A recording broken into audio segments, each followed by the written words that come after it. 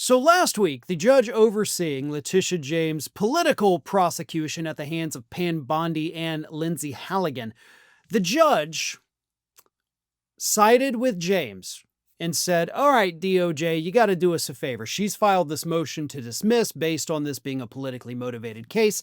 So we're going to need you, as part of routine discovery, to hand over all of the information related to Lindsey Halligan's potentially not legal appointment as U.S. attorney, and of course, her dealings with the grand jury, because, she was only in that office for like a week and a half, 2 weeks maybe, before she filed the indictment. Like, we're going to need a little bit of that to make sure this isn't politically motivated. And Pam Bondi's DOJ finally responded to the judge this week and said, all right, Judge, we see your demand that we turn all this over. We're being ordered by the court to do this. We get it. But no, we're just not going to do it. I'll explain what that means for the future of the case in just a second, but first, a quick word from today's video sponsor. By now, you know Trump's big, beautiful bill has passed. But almost no one's reporting how ICE will get nearly $40 billion of our tax money each year, making it the most heavily funded law enforcement agency in U.S. history. That's more money than most nations spend on their entire military. So much of our media is either missing the worst of this bill or twisting the language so you think it's all in your best interest. But we've seen the ICE raids ramping up. Now Trump's openly threatening to deport U.S. citizens. This should be the biggest story in America, yet it's buried. Making ground news essential right now is what all of this is doing. They're the only tool I've found exposing these blind spots in the media. By gathering the world's news in one place, organizing it by story, then analyzing just how far right and radical each unbiased source actually is, you get way more context than you ever would anywhere else.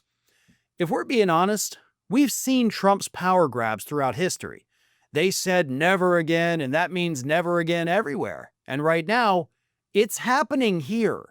So if you want to stay ahead on immigration, the economy, or simply finding the stories missing from your news feeds, Ground News has you covered. Their app and website is a smarter, more reliable way to stay informed at a time when MAGA is banking on us to stay distracted. So I've partnered with them to get you 40% off the same Vantage plan that I have been using.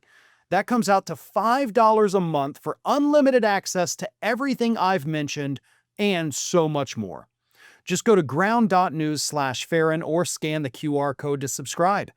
With at least another 4 years of this, we can't afford to miss these details. There are many things in life that we can say no to, many things in life that we should say no to.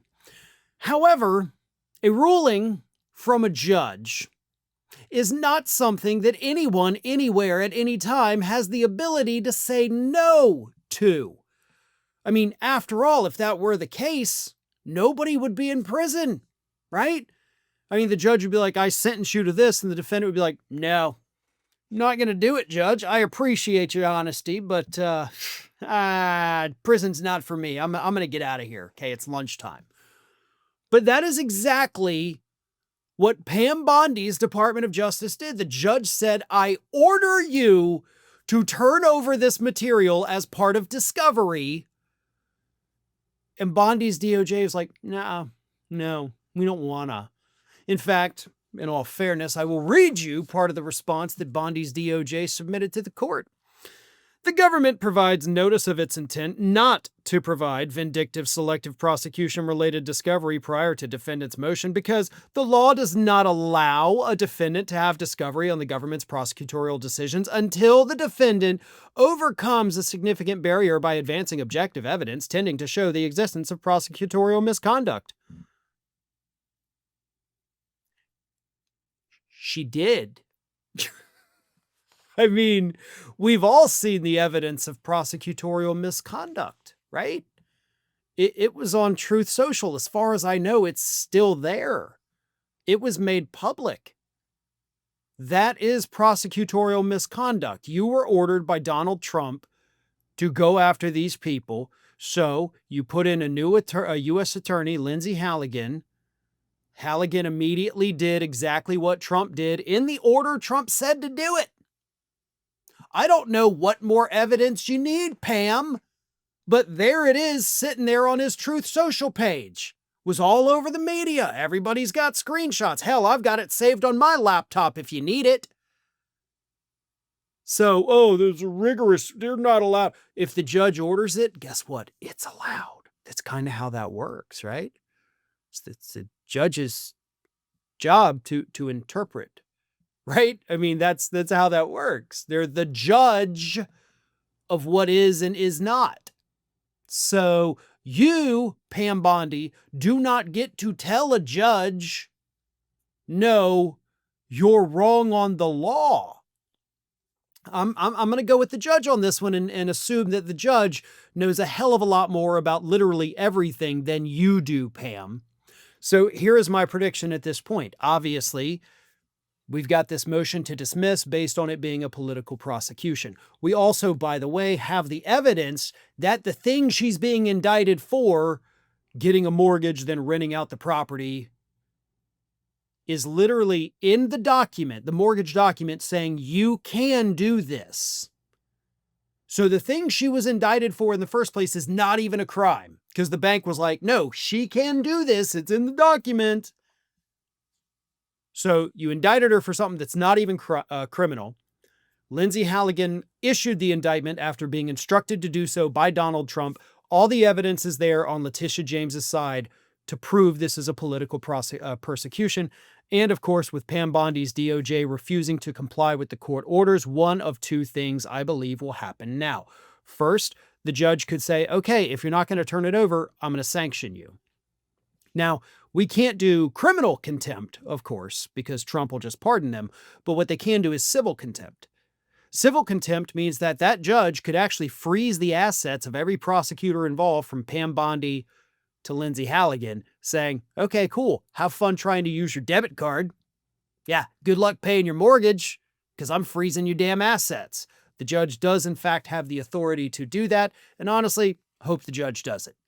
But I also hope the judge does the second thing too, because at this juncture, the judge could easily just say, okay, look, if you're not going to comply, if you're not going to turn over the documents to prove it's not a political prosecution, I have no choice but to rule it a political prosecution, case dismissed. I believe that's the one that's going to happen, and I think it's going to happen a hell of a lot faster than anybody thinks. Hey folks, I don't know if you have noticed, but we are like this close to 1 million subscribers. We do not have much time left on this year. We're already entering the holiday seasons. I know everybody's busy. Everything in politics is crazy, but I want everybody to refocus your efforts right now. We have got to get to that 1 million subscriber mark before the end of this year. So if you are not already subscribed, please go ahead and do so. Spread the word, share the videos, get as many people as possible as you can. Not just because we want to hit 1 million subscribers, which we definitely do, but most importantly, politics, real voices talking about politics, is becoming increasingly rare. We are watching as corporate media outlet after corporate media outlet bows down to Donald Trump, universities bowing down, lawyers bowing down, giving in to his insane demands even when they are in the right. We will never do that. We are not going to stop. We are going to continue bringing the hard-hitting and sometimes fun news of the day. We're not afraid of anyone. We're not afraid to tackle any issue. So again, you want to keep this going. You want good, unfiltered news that you can easily digest and move on with your day. Subscribe to Fair and Balanced and spread the word. Get more people on board, and let's hit that 1 million subscriber mark before the end of this year.